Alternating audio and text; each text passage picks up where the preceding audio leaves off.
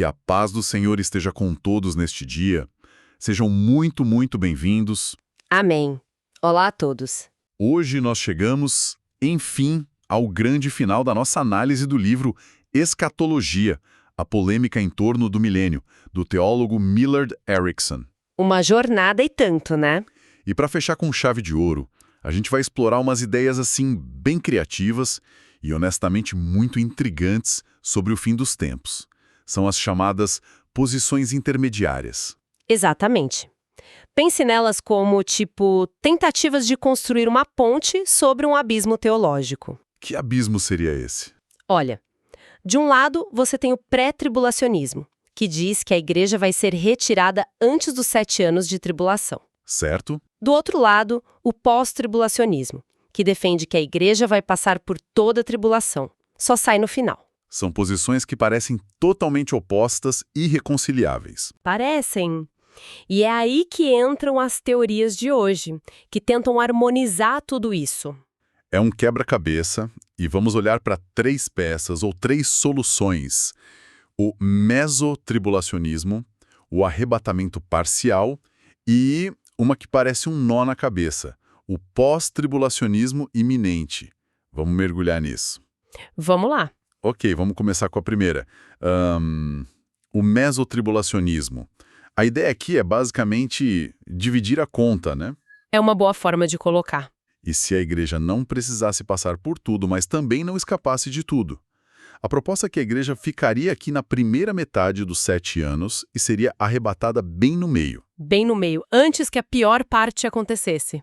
Exato. E um dos grandes nomes que defendem isso é o teólogo James O. Boswell. Ele constrói o caso dele em cima de 2 argumentos principais. Isso. E o primeiro é bem interessante.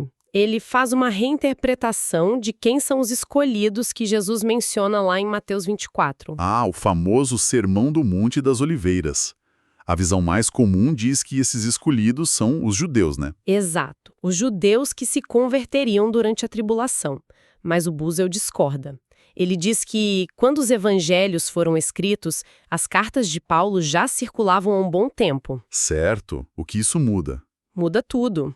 Porque nas cartas de Paulo, o termo escolhidos é usado o tempo todo para se referir à igreja, a todos os crentes. A todos. Então, a lógica do Boswell é: a leitura mais natural para a igreja daquela época seria entender escolhidos como eles mesmos, a igreja. Espera um pouco. Deixa eu pensar nisso. Esse argumento não é um pouco frágil? É um argumento baseado no que não foi dito, no silêncio. É uma ótima objeção, e é o ponto que os críticos levantam. E além disso, o contexto ali de Mateus 24 é Jesus falando com discípulos judeus sobre o futuro de Jerusalém. Ignorar isso não é um salto meio grande? Sim, mas o contra-argumento seria que os evangelhos foram escritos como escritura para a igreja de todas as eras, não só como um registro histórico. Então, os autores teriam em mente o público leitor mais amplo. É um debate sobre qual contexto tem mais peso, entende? Entendi. É um pilar debatível, mas é um pilar. E qual é o segundo? O segundo é uma distinção muito importante que ele faz entre tribulação e ira de Deus. Não são a mesma coisa. Para ele, não. A tribulação é a perseguição, sabe? A ira dos homens, de Satanás, contra o povo de Deus. E, convenhamos, a igreja sempre passou por isso em algum grau. Verdade. Já a ira de Deus é outra coisa. É o juízo divino derramado sobre o mundo. E disso, sim, a igreja é poupada, com base em textos como Tessalonicenses 1:10, que diz que Jesus nos livra da ira vindoura. Entendi.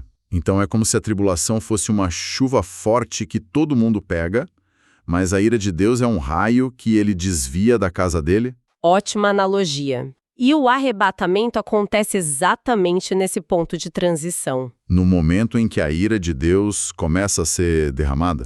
Isso. Eles até localizam isso em Apocalipse, no toque da 7ª trombeta. O texto diz: "Veio a tua ira, e o tempo de dares a recompensa aos teus servos." Para eles, o arrebatamento é essa recompensa começando. E o livro do Erickson, como ele avalia essa teoria? O ponto forte, segundo o Erickson, é essa interpretação de escolhidos como a igreja. Ele acha mais natural. E a fraqueza? A fraqueza e a ideia de que a igreja precisa ser fisicamente removida para escapar da ira. Isso é uma inferência, não está escrito. O livro usa o exemplo dos israelitas no Egito. Ah, durante as pragas. Exato. As pragas eram a ira de Deus e os israelitas estavam lá no meio, mas foram protegidos. Proteção seletiva. Essa analogia é muito forte. Proteção não exige evacuação. Exatamente. E essa ideia me faz pensar.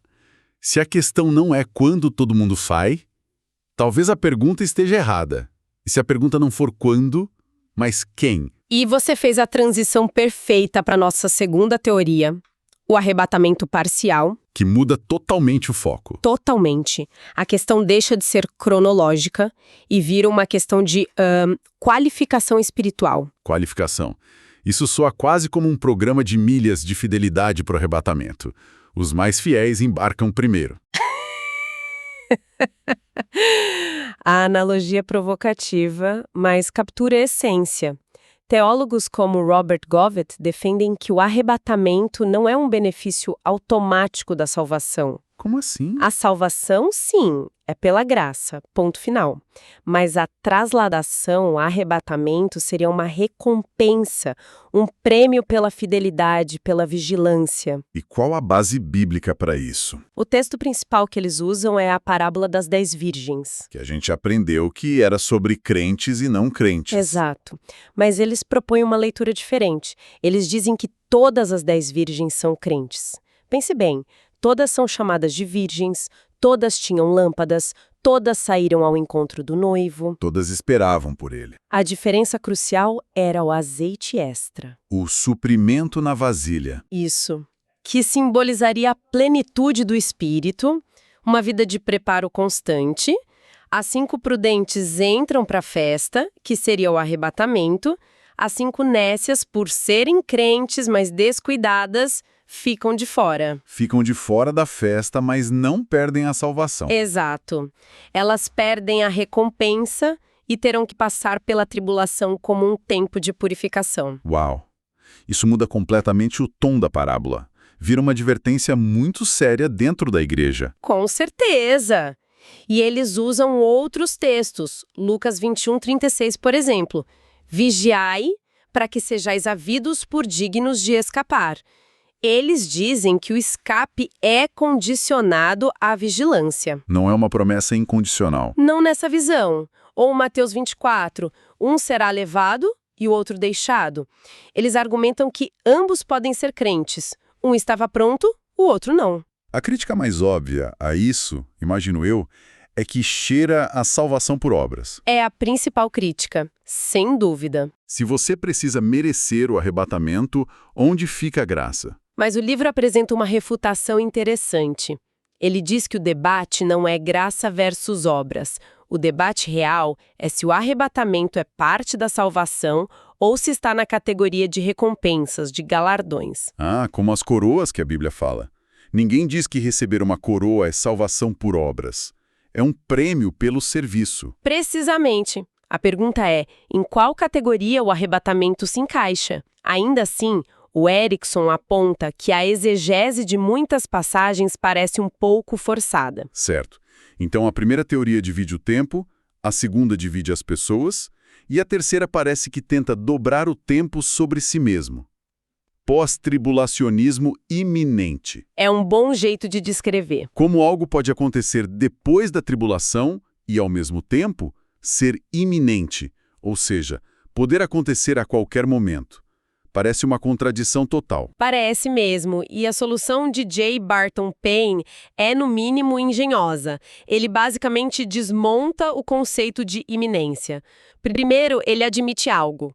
Para a igreja primitiva, a vinda de Cristo não era estritamente iminente. Como assim? Havia uma checklist de eventos que precisavam acontecer primeiro. Jesus tinha dito que o evangelho seria pregado a todo mundo, tinha falado sobre a morte de Pedro, a queda de Jerusalém. Entendi. Haviam pré-requisitos. A volta não poderia ser literalmente a qualquer momento para eles. Exato. E aí vem a grande virada do argumento dele. Payne diz: Essa checklist já foi completada. Já foi. Tudo que impedia a iminência no primeiro século já aconteceu. A conclusão dele é que, para nós hoje, a vinda de Cristo se tornou, pela primeira vez na história, genuinamente iminente. Ok, essa parte do quebra-cabeça se encaixou. Mas e a outra peça? A tribulação. Se a vinda é pós-tribulacionista, a tribulação não deveria acontecer antes? E é aqui que a mente explode. A solução dele para isso é ainda mais radical.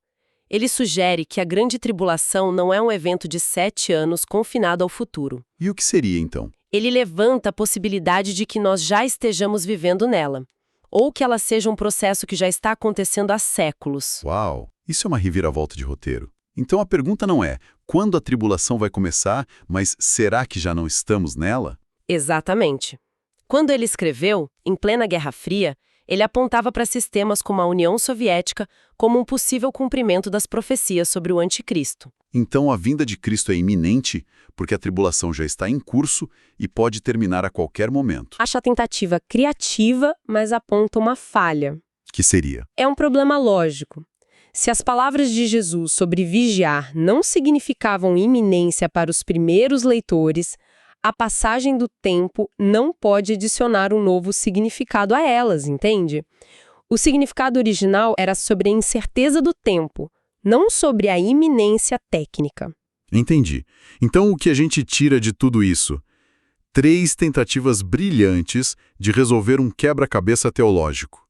Uma divide o tempo, outra divide os crentes e a última redefine o problema. E é nesse ponto que a conclusão do Millard Erickson no livro é tão sábia.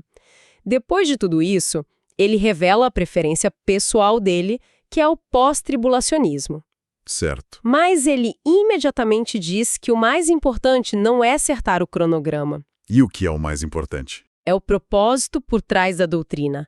Ela nos foi dada para ser fonte de consolo, de esperança, não para ser uma arma em debates ou causa de divisão. Unidade acima de tudo. Isso. Ele encerra com aquela famosa frase: nos essenciais, unidade, nos assuntos de dúvida, liberdade, em todas as coisas, caridade. Nos essenciais, unidade. O fato de que Cristo voltará. Isso é inegociável. Nos detalhes de como e quando, liberdade.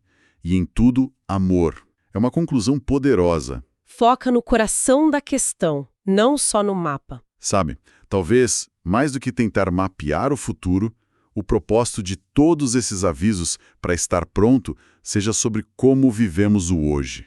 Se o fim pode ser a qualquer momento, o que isso muda nas nossas prioridades agora? Essa é a pergunta que realmente importa. E com essa reflexão, nós concluímos a nossa análise aprofundada do livro Escatologia, a polêmica em torno do milênio.